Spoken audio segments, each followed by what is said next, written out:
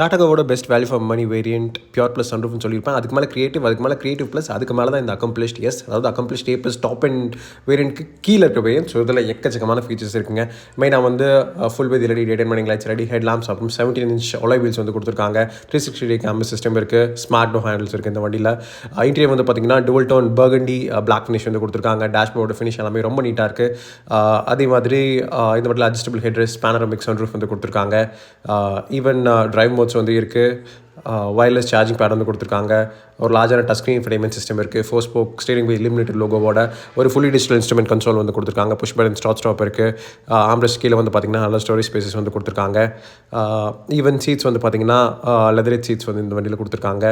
Rear centre armrest plus cup holders இருக்குது. Ventilated front seat, 6-way power adjustable seat கொடுத்துருக்காங்க. 9 speaker JBL audio, all 4 disc brakes இருக்குது. EPB இருக்குது, auto hold ஃபங்க்ஷனோட reclining rear seat கொடுத்துருக்காங்க. Air purifier, wireless charger.